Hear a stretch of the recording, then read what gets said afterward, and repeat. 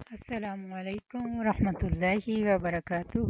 الحمد للہ ثم الحمد للہ، ہمارا 22ویں پارے کا یہ تھرڈ لیکچر ہے۔ اس میں ہم صبح سورہ سبا سن رہے ہیں، اور اس میں انشاءاللہ حضرت سلیمان کے بارے میں، ان کی سلطنت کے بارے میں، اور ان کی کس طرح کی نعمتوں سے اور کیسے کیسے لشکروں سے اللہ تعالیٰ نے ان کو نوازا تھا، اور ان کی کیسی خوبصورت سلطنت تھی، انشاءاللہ ان سب کے بارے میں ہم جانیں گے۔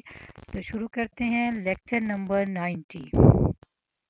نحمدہ ونصلی علی رسولہ الکریم، اما بعد، فاعوذ باللہ من الشیطان الرجیم، بسم اللہ الرحمن الرحیم، ربی اشرح لی صدری ویسر لی امری واحلل عقدۃ من لسانی یفقہوا قولی واجعل لی وزیرا من اہلی رب زدنی علما رب زدنی علما، اللہم فقہنا فی الدین، اللہم فقہنا فی الدین، آمین ثم آمین۔ اور سلیمان کے لیے ہم نے ہوا کو مسخر کر دیا تھا۔ پہلے پہر اس کا چلنا ایک مسافت کی راہ ہوتا تھا، یعنی صبح کے وقت سارے لوگ ایک کارپٹ کے اوپر بیٹھ جاتے تھے اور وہ ان کو لے کر اتنی دور تک چلا جاتا تھا جس طرح ایک عام انسان ایک سواری کے اوپر ایک مہینے میں پہنچے، اور پھر پچھلے پہر چلنا بھی ایک مہینے کی مسافت پر، یعنی واپسی کا سفر بھی اس موجودہ ٹیکنالوجی سے کئی گنا زیادہ بہتر ٹیکنالوجی ان کے پاس تھی۔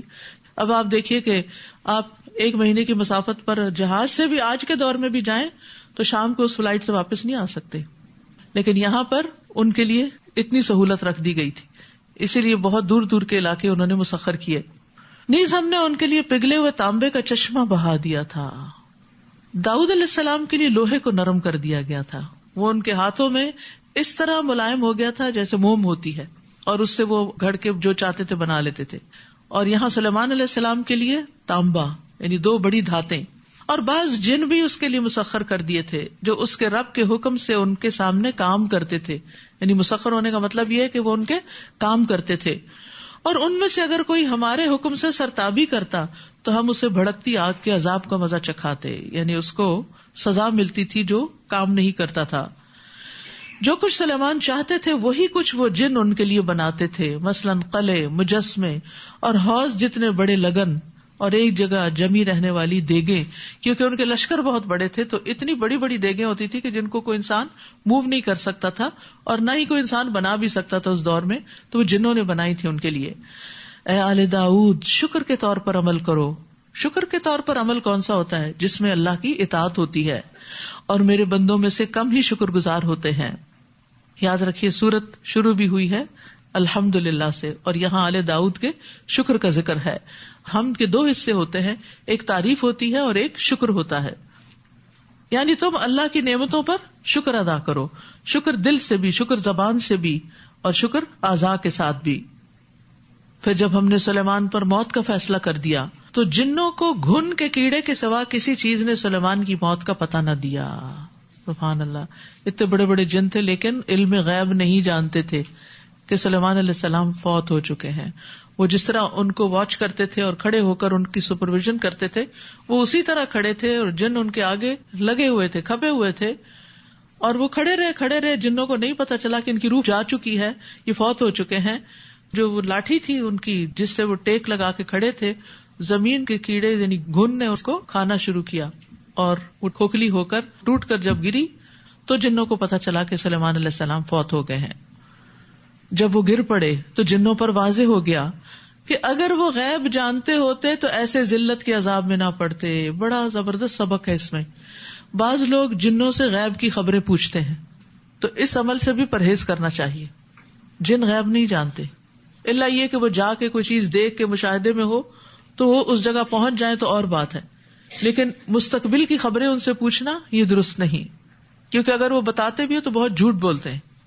جیسے وہ حدیث سے پتہ چلتا ہے نا کہ اوپر جاتے ہیں اور پھر وہاں سے کوئی سنگن لے آتے ہیں اور پھر کاہن کو بتاتے ہیں، اور وہ 100 جھوٹ ملا کے لوگوں میں عام کر دیتا ہے اس بات کو۔ بلا شبہ قوم سبا کے لیے ان کے مسکن ہی میں ایک نشانی موجود تھی۔ یہ قوم سبا وہی تھی جس کی ملکہ بلقیس تھی۔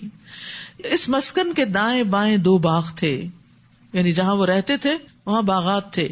ہم نے انہیں کہا تھا کہ اپنے رب کا دیا ہوا رزق کھاؤ اور اس کا شکر ادا کرو، پاکیزہ اور ستھرا شہر ہے، عمدہ رہنے کی جگہ ہے اور معاف فرمانے والا رب.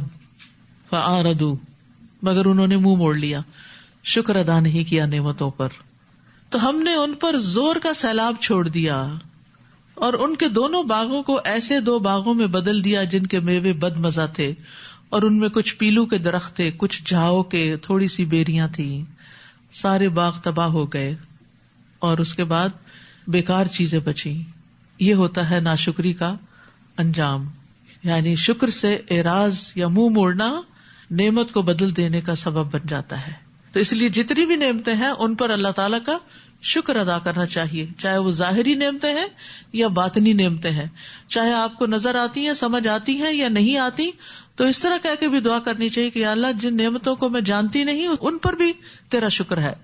ہم نے یہ سزا ان کی ناشکری کی وجہ سے دی تھی اور ہم ناشکروں کو ایسا ہی بدلہ دیا کرتے ہیں.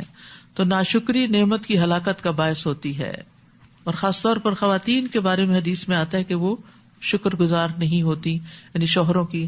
تو بندوں کے بھی شکر گزار ہونا چاہیے، کیونکہ من لم یشکر الناس لم یشکر اللہ، جو بندوں کا شکر ادا نہیں کرتا وہ اللہ تعالیٰ کا بھی نہیں کرتا. ہم نے ان کی بستی اور اس بستی کے درمیان جس میں ہم نے برکت رکھی تھی، یعنی فلسطین کی بستی، کھلے راستے پر کئی بستیاں آباد کر دی تھی. یعنی پوری شاہراہ جو جاتی تھی یمن سے شام کی طرف، وہ پورا راستہ آباد تھا، اور ان میں چلنے کی منزلیں مقرر کر دی تھی، یعنی مختلف سپاٹس تھے جن پر لوگ آ کر اپنی بریک لیتے تھے کہ ان میں رات دن بلا خوف و خطر امن سے سفر کرو. مگر وہ کہنے لگے، اے ہمارے رب، ہمارے سفر کی مسافتیں دور کر دے. یہ کہہ کر انہوں نے اپنے آپ پر ہی ظلم کیا، چنانچہ ہم نے انہیں افسانے بنا دیا اور انہیں ٹکڑے ٹکڑے کر دیا. اس میں یقیناً ہر صابر و شاکر کے لیے کئی نشانیاں ہیں. تو یاد رکھیے، بعض اوقات جب نعمتیں بہت عام ہو جاتی ہیں تو ہم فار گرانٹیڈ لینے لگتے ہیں. ہم سوچتے ہیں کہ یہ شاید ہمارا ہی کمال ہے اور ہم محنت کرتے ہیں اور اس لیے ہمیں یہ سب کچھ ملا ہوا ہے، لیکن اچانک آن کی آن میں سب کچھ بعض اوقات تبدیل ہو کر رہ جاتا ہے. تو اس لیے کبھی غصے میں آ کر، کبھی تکلیف میں کوئی منہ سے ایسا کلمہ نہ نکالے کہ جو نعمتوں کو ختم کرنے کا باعث بنے. بعض اوقات کوئی بیمار ہے یا کوئی غصے میں آپ اس کو کوئی نعمت دیتے اٹھا کے پھینک دیتا ہے، تو یہ بھی ناشکری کا ایک حصہ ہے. بعض اوقات نہیں چاہیے مجھے، بعض اوقات کوئی کہتا ہے یہ چیز بڑی نعمت ہے، ہوگی نعمت، نعوذ باللہ. ایسے الفاظ سے پرہیز کرنا چاہیے، کیونکہ ہم ویسے تو سوچتے نہیں ہم تو کبھی نہیں ناشکری کرتے، ہم تو جو نعمت و شکریہ ادا کرتے ہیں. لیکن یہ ناشکری کیا ناشکری ہے؟ یہ ناشکری غصے کے وقت منہ سے نکلے ہوئے الفاظ، غم کے وقت نکلے ہوئے، یا پھر کسی بھی موقع پر ایسے اکڑ کے بگڑ کے منہ سے نکلے ہوئے الفاظ. تو کسی بھی نعمت کو چھوٹا نہیں سمجھنا چاہیے، حقیر نہیں سمجھنا چاہیے. اور ان لوگوں کے متعلق ابلیس نے اپنا گمان درست پایا، چنانچہ مومنوں کے گروہ کے سوا سب نے اسی کی پیروی کی. اصل میں ابلیس نے جب یہ کہا تھا نا مجھے مہلت دی جائے میں سب لوگوں کو بہکاؤں گا، تو اس کو اتنا یقین نہیں تھا کہ شاید سب ہی بہک جائیں گے، لیکن اس کا گمان تھا کہ میں یہ کام کر سکوں گا. اور اس کے گمان کی تصدیق ان لوگوں نے کر دی کہ اس نے اپنا وار چلایا اور وہ چل گیا، جس کا اس کو خود نہیں پتا تھا. اور شیطان قیامت کے دن بھی خطبہ شیطان جو ہے اس میں کیا کہے گا؟ میں نے وعدہ کیا تھا مگر میں نے خلاف ورزی کی اور میرا تم پہ کوئی غلبہ نہیں تھا. ما کان لی علیکم من سلطان. تو حسن بصری کہتے ہیں شیطان نے ان پر نہ تو تلوار لہرائی اور نہ لاٹھی برسائی، صرف ان سے وعدہ کیا، ان کو آرزویں دلائی تو وہ دھوکے میں پڑ گئے. اور اس نے جو امیجن کیا تھا یا جو سوچا تھا کہ میں اس طریقے سے ان کو بہکا لوں گا تو وہ اس کا وار چل گیا. حالانکہ ابلیس کا ان پر کچھ زور نہیں تھا. یاد رکھیے ہم جو ہر چیز کا بلیم شیطان کو دے کے خود بری ذمہ ہو جاتے ہیں، تو اس کے بارے میں بھی سوچنا چاہیے کہ ہم اس کو کتنا جسٹیفائی کر سکتے ہیں. شیطان بہکاتا ہے لیکن وہ ہمیں پکڑ کے کسی غلط راستے پر نہیں لے جا سکتا، وہ انسان کی اپنی ہی مرضی ہوتی ہے. اور ہم بعض اوقات ہنستے ہوئے کہہ دیتے وہ شیطان غالب آ گیا تھا اس لیے میں نے کیا. استغفر اللہ، تو اتنی ڈرنے کی بات ہے کہ آپ اتنے کمزور پڑ گئے اور آپ کا ایمان اتنے نچلے درجے پہ چلا گیا کہ شیطان نے آپ کو کنٹرول کر لیا، پوزیس کر لیا اور اپنی مرضی کروا لی. اگر آپ نے شیطان کی مرضی مان لی تو پھر وہ لے کے کہاں جائے گا؟ تو یہ بات کہہ کے بھی شیطان کو خوش نہ کیا کرے کہ وہ شیطان مجھ پہ آ گیا تھا. نہیں، شیطان کو آنے کیوں دیا تھا؟ وہ ہر وقت آس پاس ہوتا ہے، لیکن ہمیں اس کو اعوذ باللہ من الشیطان الرجیم کہہ کے دفاع کرتے رہنا چاہیے. حالانکہ ابلیس کا ان پر کچھ زور نہ تھا. یہ سب کچھ اس لیے ہوا تھا کہ ہم معلوم کر لیں کہ کون آخرت پر ایمان لاتا ہے اور کون اس بارے میں شک میں پڑا رہتا ہے. اور آپ کا رب ہر چیز پر نگران ہے، دیکھ رہا ہے. کہیں شاہد کی بات ہے، کہیں نگران کی بات ہے. اے نبی آپ ان سے کہیے کہ جن کو تم اللہ کے سوا الہ سمجھ رہے ہو انہیں پکار کر دیکھ لو. وہ تو آسمانوں اور زمین میں ذرہ بھر بھی اختیار نہیں رکھتے، اور نہ ہی ان میں ان کی کچھ شرکت ہے، اور نہ ہی ان میں سے کوئی اللہ کا مددگار ہے. غیر اللہ کے سہارے مکڑی کے جالوں کی طرح کمزور ہیں، ان کے پاس کوئی اختیار اور طاقت نہیں. اس لیے ان سے کچھ مانگنے کی بجائے، انہیں پکارنے کی بجائے اللہ کی طرف رجوع کرنا چاہیے اپنی مشکلات میں. اس کے ہاں صرف اس کی سفارش فائدہ دے سکتی ہے جس کے لیے وہ خود اجازت دے. حتیٰ کہ جب لوگوں کے دلوں سے گھبراہٹ دور ہوگی تو وہ پوچھیں گے تمہارے رب نے کیا جواب دیا؟ وہ کہیں گے کہ ٹھیک جواب ملا اور وہ عالی شان اور سب سے بڑا ہے. تو اس آیت سے بھی پتہ چلتا ہے کہ فرشتے بھی اجازت کے بغیر سفارش نہیں کر سکتے. نبی صلی اللہ علیہ وسلم بھی جب اللہ تعالیٰ سے سفارش کی اجازت لیں گے تو سب سے پہلے اللہ تعالیٰ کو دیکھتے ہی سجدے میں گر پڑیں گے، پھر دیر تک سجدے میں ہی رہیں گے، اور اللہ تعالیٰ کی حمد کے ایسے کلمات کہیں گے جو اس سے پہلے کبھی نہ کہے ہوں گے. اور پھر اللہ تعالیٰ فرمائیں گے کہ اپنا سر اٹھاؤ اور شفاعت کرو، آپ کی شفاعت قبول کی جائے گی، مانگو دیا جائے گا. تو آپ فرماتے ہیں پھر میں اپنا سر اٹھاؤں گا اور اپنے رب کی ایسی حمد و ثنا کروں گا جو وہ مجھے سکھائے گا. پھر میں شفاعت کروں گا اور میرے لیے حد مقرر کر دی جائے گی، اور میں اس کے مطابق جہنم سے لوگوں کو نکال کر جنت میں لے جاؤں گا. جہنم میں جا چکے ہوں گے وہاں سے نکال کے جنت میں لے جاؤں گا سفارش کی وجہ سے. 1 منٹ کے لیے آگ نہیں برداشت ہوتی. تو اس امید پر کہ نبی صلی اللہ علیہ وسلم سفارش کروا لیں گے اور نکل ہی آئیں گے تو کوئی بات نہیں، اب یہاں دنیا کے کام تو چلاؤ، غلط طریقے سے بھی ہوتے ہیں تب بھی نہیں. انسان کو حد الوسع غلط کاموں سے بچنا چاہیے. انسان ہونے کے ناطے بھول چک ہوتی ہے، بعض اوقات نہ سمجھی ہوتی ہے، ہو جاتے ہیں غلط کام، تو پھر ان کو انڈو کر لینا چاہیے توبہ کر کے. قل من یرزقکم من السماوات والارض، آپ ان سے پوچھئے کہ آسمانوں اور زمین سے تمہیں کون رزق دیتا ہے؟ آپ کہیے کہ اللہ ہی رزق دیتا ہے، اور ہم میں اور تم میں سے ایک فریق کی ہدایت پر یا کھلی گمراہی میں پڑا ہوا ہے. آپ ان سے کہیے کہ اگر ہم جرم کریں تو اس کی باز پرس تم سے نہیں ہوگی، اور جو کچھ تم کر رہے ہو اس کی باز پرس ہم سے نہیں ہوگی. آپ کہیے کہ اللہ ہم سب کو اکٹھا کر لے گا، پھر ہمارے درمیان انصاف سے فیصلہ کر دے گا، اور وہی فیصلہ کرنے والا ہے اور وہ سب کچھ جاننے والا ہے. آپ ان سے کہیے مجھے وہ ہستیاں دکھاؤ تو صحیح جنہیں تم نے اللہ کا شریک بنا کر اس سے ملا دیا. وہ ہرگز نہ بتا سکیں گے، بلکہ اللہ ہی سب پر غالب اور حکمت والا ہے. وما ارسلناک الا کافۃ للناس بشیرا ونذیرا ولکن اکثر الناس لا یعلمون. اور ہم نے آپ کو تمام لوگوں کے لیے بشارت دینے والا اور ڈرانے والا ہی بنا کر بھیجا ہے، مگر اکثر لوگ جانتے نہیں. نبی صلی اللہ علیہ وسلم کی یہ ایک خاص خصوصیت ہے باقی تمام انبیاء کے مقابلے میں. ہر نبی اپنی قوم کی طرف بھیجا گیا، اور آپ ساری انسانیت تک کے لیے، قیامت تک کے لیے، سب کے لیے رسول ہیں. اور یہ لوگ آپ سے کہتے ہیں اگر تم سچے ہو تو یہ وعدہ قیامت کب پورا ہوگا؟ آپ انہیں کہیے تمہارے لیے وعدے کا ایک دن مقرر ہے، تم اس سے گھڑی بھی پیچھے نہ رہ سکو گے اور نہ آگے جا سکو گے. وقال الذین کفروا لن نؤمن بهذا القرآن، اور کافر کہتے ہیں کہ ہم نہ تو اس قرآن پر ایمان لائیں گے اور نہ اس کتاب پر جو اس سے پہلے موجود ہے. کاش آپ ان ظالموں کو دیکھتے جب وہ اپنے رب کے حضور کھڑے ہوں گے اور ایک دوسرے کی بات کا جواب دیں گے. جو لوگ دنیا میں کمزور سمجھے جاتے تھے وہ بڑا بننے والوں سے کہیں گے اگر تم نہ ہوتے تو ہم مومن ہوتے، تم نے ہمیں بہکایا. اور جو بڑے بنتے تھے متکبرین وہ کمزور لوگوں کو جواب دیں گے جب تمہارے پاس ہدایت آ گئی تھی تو کیا ہم نے تمہیں اس سے روکا تھا؟ کوئی بھی ذمہ داری نہیں لے گا. اور بات بھی یہی ہے، ہدایت تو ہمارے پاس آ چکی ہے، قرآن و سنت موجود ہے، پھر ہم کیوں دوسروں کی طرف دیکھتے ہیں اور علم کیوں نہیں حاصل کرتے؟ خود کیوں نہیں معلوم کرتے کہ کیا درست ہے اور کیا نہیں؟ بلکہ تم خود ہی مجرم تھے، بل کنتم مجرمین، یعنی تم خود ہی نہیں چاہتے تھے کہ ہدایت کی راہ پر چلو، تو اس لیے تم نے ہمارا سہارا لے لیا کہ یہ بھی غلط کر رہے ہیں، اگر ہم بھی کر لیں گے تو کیا ہو جائے گا. لیکن آج ہم بھی پکڑے ہوئے اور تم بھی پکڑے ہوئے. اور جو کمزور سمجھے جاتے تھے وہ بڑا بننے والوں سے کہیں گے بات یوں نہیں بلکہ یہ تمہاری شب و روز کی چالیں تھی. جب تم ہمیں حکم دیتے تھے کہ ہم اللہ کا انکار کریں اور اس کے شریک بنائیں، پھر جب وہ عذاب دیکھیں گے تو اپنی ندامت کو چھپائیں گے اور ہم ان کافروں کی گردنوں میں توق ڈال دیں گے. انہیں ایسا ہی بدلہ دیا جائے گا جیسے وہ کام کیا کرتے تھے. اور ہم نے جس بستی میں بھی کوئی رسول بھیجا تو اس کے خوشحال لوگوں نے اسے یہی کہا کہ جو پیغام تم لے کر آئے ہو ہم اس کے منکر ہیں، اور یہ بھی کہا کہ ہم مال اور اولاد کے لحاظ سے تم سے بڑھ کر ہیں اور ہمیں کوئی عذاب نہیں دیا جائے گا. یہ بھی انسان کی ایک بہت بڑی بھول ہے. جب دنیا کی نعمتیں زیادہ مل جاتی ہیں نا، مال بھی زیادہ ہے، اولاد بھی ہے اور قابل اولاد ہے، تو انسان کہتا ہے اللہ تو مجھ سے بڑا ہی راضی ہے، اب میں جو جی چاہے کروں. پھر وہ اپنی خواہشات کے پیچھے چل پڑتا ہے. تو اس دھوکے میں انسان کبھی نہ رہے. اگر دنیا کا مال زیادہ ملنے لگے تو انسان بھول جائے کہ وہ اللہ کا پیارا ہے اور اب اس سے کوئی پوچھ نہیں ہوگی.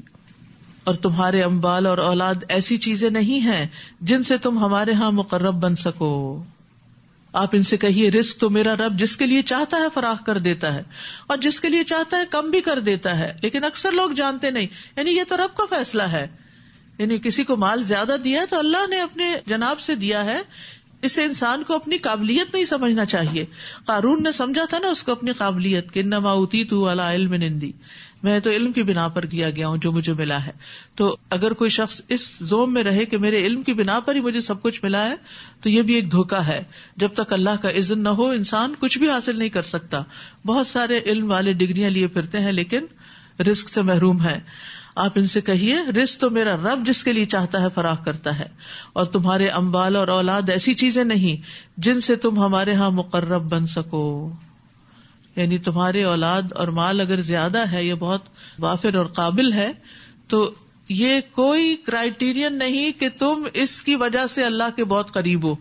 ہاں جو شخص ایمان لائے اور نیک عمل کرے وہ مقرب بن سکتا ہے.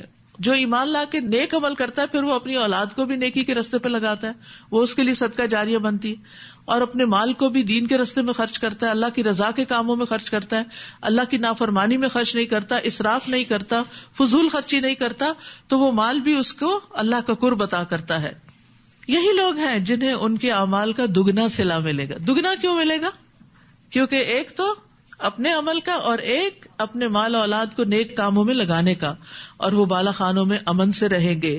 اور جو لوگ ہماری آیات کو نیچا دکھانے میں زور صرف کر رہے ہیں، یعنی ان کے اوپر تنقید کرتے رہتے ہیں اور ان کے معنی بدلتے رہتے ہیں، انہیں عذاب میں حاضر کیا جائے گا. ان سے پوچھا جائے گا کہ تمہیں کس نے اجازت دی تھی کہ تم ان کو اپنے من مانے مطلب پہناؤ یا ان کو لوگوں کی نگاہ میں کم قدر کر دو.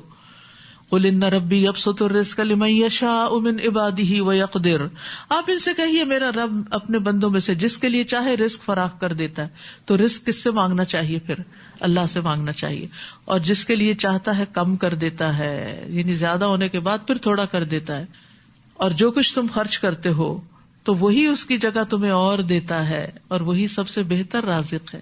اور یہ ایک بڑی حقیقت ہے کہ انسان جب سے پیدا ہوا خرچ ہی کر رہا ہے نا اپنے اوپر. تو جتنا آج تک خرچ کیا اگر اس سب کو جمع کر لیا جائے، کسی طریقے سے اس کا حساب لگایا جائے، کیا وہ پیدائش کے وقت آپ کے اکاؤنٹ میں جمع تھا؟ نہیں. جو آپ آگے بڑھتے رہے اللہ تعالیٰ آپ کے لیے رزق کے اسباب پیدا کرتا رہا اور آپ اپنے اوپر اور دوسروں پر خرچ کرتے رہے. تو آئندہ مستقبل میں بھی انسان کو محنت کوشش کر کر رب سے رزق مانگتے رہنا چاہیے، لیکن پریشان نہیں ہونا چاہیے کیونکہ یہ اللہ ہی کا فیصلہ ہوتا ہے. وما انفقتم من شيء فهو يخلفه وهو خير الرازقين. اور جو کچھ تم خرچ کرتے ہو تو وہی اس کی جگہ تمہیں اور دے دیتا ہے، اور وہ سب سے بہتر رازق ہے. یعنی خرچ کرنے پر مختلف طریقوں سے بدلہ مل جاتا ہے. یعنی جب آپ نکالتے ہیں تو کس طرح آپ کے اوپر لوٹتا ہے؟ کبھی اتنا ہی واپس آ جاتا ہے جو آپ نے کسی کو دیا ہوتا ہے، کبھی اس سے بھی زیادہ آتا ہے، ہو سکتا ہے اخلاص زیادہ ہو. کبھی اس کے عوض مال تو دنیا میں نہیں واپس آتا لیکن ثواب آپ کو مل جاتا ہے، اور آخرت کے لیے وہ مال ذخیرہ ہو جاتا ہے.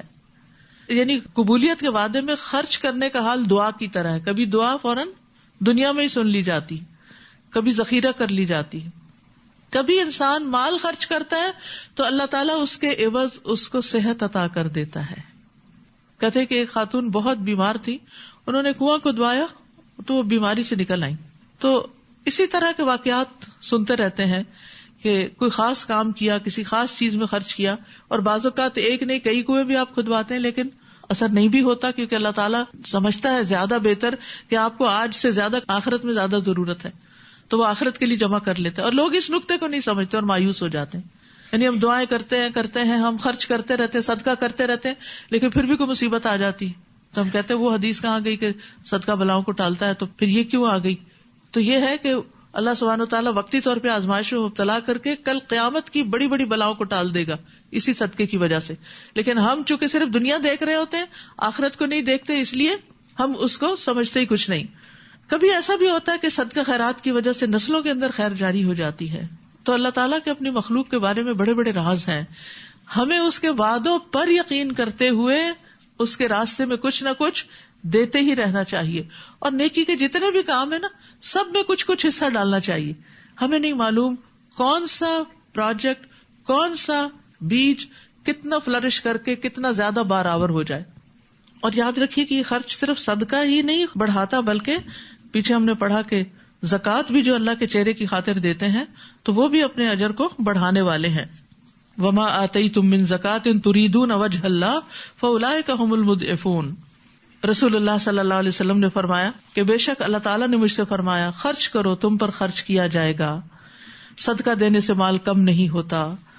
قیامت کے دن ہر انسان اپنے صدقے کے سائے میں ہوگا. جبکہ سورج بہت قریب ہوگا تو انسان کے اوپر جو امبریلا ہوگا وہ اس کے اپنے ہی صدقے کا ہوگا. لیکن فضول خرچی کرنے پر انسان کو اللہ کی طرف سے کچھ بھی بدلہ نہیں ملے گا. اور جس دن اللہ تمام انسانوں کو جمع کرے گا، پھر فرشتوں سے پوچھے گا کیا یہ لوگ تمہاری ہی عبادت کیا کرتے تھے؟ وہ کہیں گے تو پاک ہے، ہمارا سرپرست تو ہے، نہ کہ یہ مشرک، بلکہ یہ لوگ تو جنوں کو پوجتے تھے اور ان میں سے اکثر انہی پر ایمان رکھتے تھے. اس وقت ہم کہیں گے آج تم میں سے کوئی بھی دوسرے کے نفع و نقصان کا کچھ اختیار نہیں رکھتا. اور ظالموں سے ہم کہیں گے کہ اس آگ کا مزہ چکھو جسے تم جھٹلایا کرتے تھے. اور جب ان پر ہماری واضح آیات پڑھی جاتی ہیں تو کہتے ہیں یہ آدمی تو ایسا ہے جو یہ چاہتا ہے کہ تمہیں تمہارے ان معبودوں سے روک دے جنہیں تمہارے آباء و اجداد پوجا کرتے تھے. نیز وہ کہتے ہیں کہ یہ قرآن تو جھوٹ ہی گھڑا ہوا ہے، نعوذ باللہ. اور ان کافروں کے پاس جب حق آ گیا تو کہنے لگے کہ یہ تو صریح جادو ہے. حالانکہ ہم نے ان کفار مکہ کو نہ تو کوئی کتاب دی تھی جسے وہ پڑھتے ہوں، اور نہ ہی آپ سے پہلے کوئی ڈرانے والا ان کے پاس بھیجا تھا. جو لوگ ان سے پہلے گزر چکے ہیں انہوں نے بھی حق کو جھٹلایا تھا، اور جو کچھ ہم نے انہیں دے رکھا تھا یہ لوگ تو اس کے 10ویں حصے کو بھی نہیں پہنچے. انہوں نے میرے رسولوں کو جھٹلایا تو دیکھو میری سزا کیسی سخت تھی. آپ ان سے کہیے میں تمہیں ایک بات کی نصیحت کرتا ہوں کہ اللہ کے لیے تم دو مل کر اور اکیلے اکیلے رہ کر خوب سوچو کہ آیا تمہارے ساتھی میں کوئی جنون کی بات ہے، یعنی نبی صلی اللہ علیہ وسلم میں. وہ تو محض ایک سخت عذاب سے پہلے تمہیں ڈرانے والا ہے. زیادہ ڈیپ تھنکنگ اس وقت ہوتی ہے جب انسان یا تو اکیلا ہوتا ہے یا 2 لوگ ہوتے ہیں. ٹھیک ہے، جب بہت زیادہ کراؤڈ جمع ہو جاتا ہے تو بات پھیل جاتی تو آپ ڈیپتھ میں نہیں جا سکتے. تو اس لیے اہم باتوں میں میٹنگز بہت چھوٹی ہونی چاہیے، کم لوگوں پر مشتمل ہونی چاہیے تاکہ انسان بہت سے پہلوؤں پر غور کر سکے. آپ ان سے کہیے اگر میں نے تم سے کوئی اجرت مانگی تو وہ تم ہی رکھو، میرا اجر تو اللہ کے ذمہ ہے اور وہ ہر چیز پر گواہ ہے. آپ انہیں کہہ دیجئے میرا رب حق کے ساتھ باطل پر ضرب لگاتا ہے اور وہ سب چھپی باتوں کو جاننے والا ہے. آپ کہیے کہ حق آ گیا اور باطل نے نہ تو پہلی بار کچھ کیا تھا نہ دوبارہ کچھ کر سکے گا. آپ ان سے کہیے کہ اگر میں راہ بھولا ہوا ہوں تو اس بھول کا وبال مجھ پر ہوگا، اور اگر میں سیدھی راہ پر گامزن ہوں تو اس کی وجہ یہ ہے کہ میرا رب میری طرف وحی کرتا ہے، وہ یقیناً سب کچھ سننے والا اور قریب ہے. اور کاش آپ دیکھیں جب وہ گھبرائے ہوئے ہوں گے تو بچ نہ سکیں گے بلکہ قریبی سے پکڑ لیے جائیں گے اور کہیں گے کہ اب ہم اس پر ایمان لے آئے، اور اتنے دور مقام سے اب انہیں ایمان حاصل کرنا کہاں سے میسر ہوگا. حالانکہ اس سے پہلے وہ دنیا میں انکار کر چکے تھے اور بن دیکھے اندھیرے میں انہیں بہت دور کی سوچتی تھی، اور اس وقت ان کے اور ان کی خواہش کی چیزوں کے درمیان پردہ حائل کر دیا جائے گا، جیسا کہ ان سے پہلے ان کے ہم جنسوں سے یہی سلوک کیا گیا تھا. وہ بھی ایسے شک میں پڑے ہوئے تھے جو انہیں بے چین کیے ہوئے تھا. سورۃ فاطر. بسم اللہ الرحمن الرحیم. الحمد للہ فاطر السماوات والارض جاعل الملائکۃ رسلا اولی اجنحۃ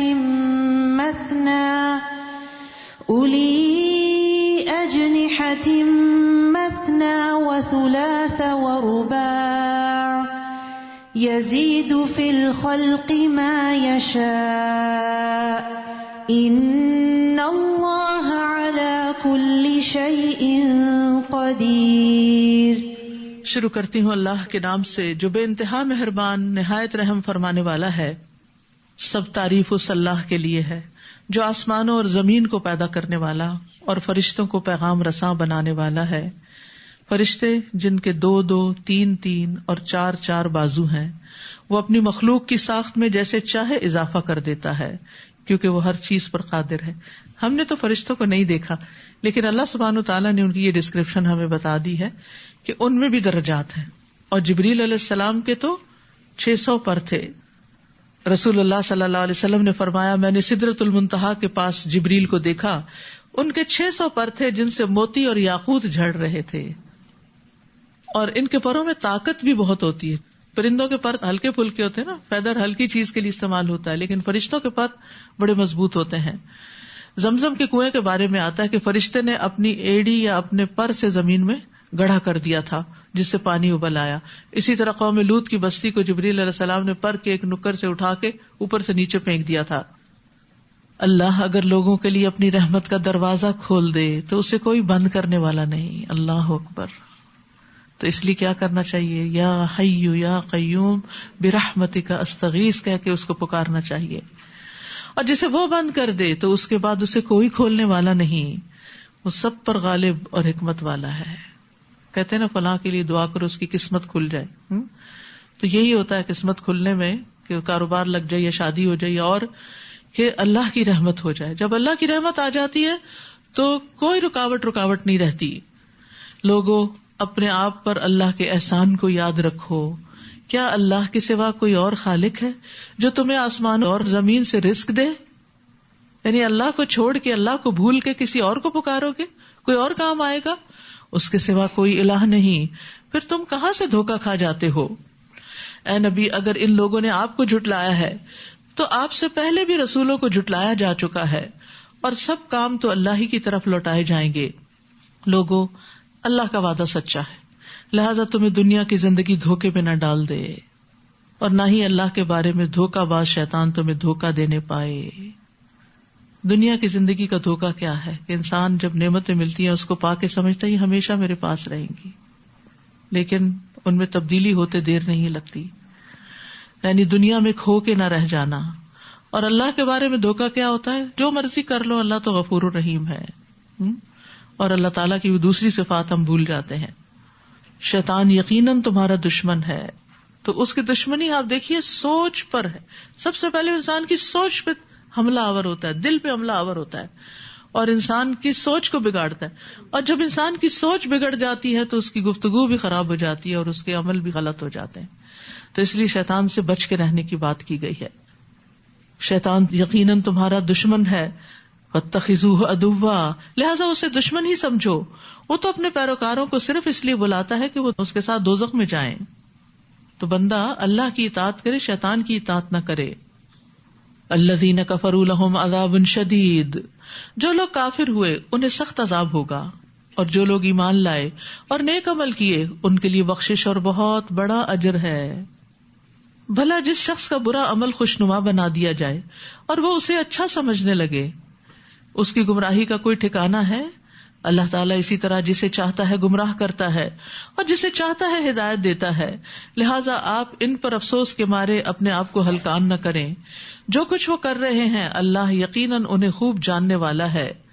اللہ ہی تو ہے جو ہوائیں بھیجتا ہے تو وہ بادل اٹھا لاتی ہیں، پھر ہم اس بادل کو کسی مردہ بستی کی طرف چلا کر لے جاتے ہیں، اور اس زمین کے مردہ ہونے کے بعد پھر سے اسے زندہ کر دیتے ہیں. انسانوں کا جی اٹھنا بھی اسی طرح ہوگا. من کان یرید العزت فللہ العزت جمیعا، جو شخص عزت چاہتا ہے تو عزت تو تمام تر اللہ ہی کے لیے ہے. بعض اوقات انسان اپنی عزت بنانے کے لیے جھوٹے کام بھی کرتا ہے، دھوکہ دیتا ہے، منافقت کرتا ہے، لیکن وہ بھول جاتا ہے کہ عزت کا مالک اللہ ہے، اللہ ہی دے گا تو ملے گی. اس لیے اللہ کو راضی کرنے کی ضرورت ہے، کیونکہ جب اللہ راضی ہو جاتا ہے تو وہ جبریل کو منادی کر کے کہتا ہے کہ میں فلاں سے راضی ہوں اور فلاں سے محبت کرتا ہوں، تم بھی اس سے محبت کرو. تو پھر وہاں سے یہ سب کچھ آتا ہے. پاکیزہ کلمات اسی کی طرف چڑھتے ہیں. پاکیزہ کلمات کون سے ہیں؟ اچھی باتیں، سبحان اللہ والحمد للہ، تسبیحات، ذکر، اور صالح عمل انہیں اوپر اٹھاتا ہے. یاد رکھیے خالی باتیں بھی کافی نہیں ہوتی جب تک عمل نہ ہو. عمل اوپر لے جائے گا ان کو. گویا ذکر بھی اس وقت زیادہ فائدہ دیتا ہے جب انسان عمل بھی اچھے کرے. کیونکہ بعض اوقات ہم کہتے ہیں ہم نے یہ بڑا وظیفہ کیا، ہمارا وظیفہ کام نہیں آیا. تو کبھی سوچا ہم نے کہ وظیفے کے ساتھ نماز بھی تو پڑھنی تھی. یعنی بہت سارے ہماری جو مشکلات ہیں ان کے پیچھے وجہ یہ ہوتی ہے کہ ہم اپنی نمازوں کی صحیح حفاظت نہیں کر رہے ہوتے، پابندی نہیں کر رہے ہوتے. اس سے گھروں میں نحوست ہوتی ہے، مشکلات آتی ہیں، پریشانیاں آتی ہیں. پھر ہم نمازیں پڑھنے کی بجائے وَاسْتَعِینُوا بِالصَّبْرِ وَالصَّلَاةِ کی بجائے کیا شروع کر دیتے ہیں؟ وظیفے شروع کر دیتے ہیں. اور پھر جب ان کا کوئی اثر نہیں ہوتا تو پھر دین سے ہی باغی ہو جاتے ہیں. تو یہ بہت اہم بات ہے کہ پاکیزہ کلمات اسی کی طرف چڑھتے ہیں اور صالح عمل انہیں اوپر اٹھاتا ہے. یعنی قبولیت بھی جب ہی ہوگی. اور جو لوگ بری چالیں چلتے ہیں تو ایسے لوگوں کے لیے سخت عذاب ہے اور ان کی چال ہی برباد ہونے والی ہے. واللہ خلقکم من تراب ثم من نطفة ثم جعلکم ازواجا. اور اللہ نے تمہیں مٹی سے پھر نطفے سے پیدا کیا، پھر تمہیں جوڑے جوڑے بنایا مرد اور عورت کی شکل میں. جو بھی مادہ حاملہ ہوتی ہے یا بچہ جنتی ہے تو اللہ کو اس کا علم ہوتا ہے. اور کوئی بڑی عمر والا جو عمر دیا جائے یا اس کی عمر کم کی جائے تو یہ سب کچھ کتاب میں درج ہے. اللہ کے لیے یہ بات بالکل آسان ہے. یعنی عمر زیادہ کرنا یا کم کرنا یہ سب کچھ اسی کے اختیار میں ہے. السلام علیکم ورحمۃ اللہ وبرکاتہ. الحمد للہ ثم الحمد للہ. ہمارا یہ 22ویں پارے کا 3rd لیکچر ہے اور اس میں ہم نے جو سورہ سبا میں حضرت سلیمان علیہ السلام کے بارے میں سنا، اور اس کے بعد اب سورہ فاتر شروع ہو گئی ہے جس میں بھی اللہ تعالیٰ کی بہت ساری نشانیاں ہمیں سننے کو مل رہی ہیں، اور اللہ تعالیٰ ہمیں صحیح معنوں میں ان پر غور و فکر کرنے کی توفیق عطا فرمائے. امید کرتی ہوں کہ بہنیں ان سے بہت فائدہ اٹھا رہی ہوں گی، اسے شوق سے سن بھی رہی ہوں گی اور ان باتوں پہ عمل کرنے کی کوشش بھی کر رہی ہوں گی، اور اپنی باقی بہنوں تک بھی اس پیغام کو پہنچانے کی کوشش کریں گی. اللہ تعالیٰ ہماری اس مختصر سی کوشش کو قبول فرمائے اور ہمارے لیے اور ہماری آنے والی نسلوں کے لیے آنے والا وقت بہترین ہو. ربنا تقبل منا انك انت السميع العليم وتب علينا انك انت التواب الرحيم. سبحان ربك رب العزة عما يصفون، سلام على المرسلين، الحمد لله رب العالمين. سبحانك اللهم وبحمدك أشهد أن لا إله إلا أنت أستغفرك وأتوب إليك. السلام علیکم ورحمۃ اللہ وبرکاتہ.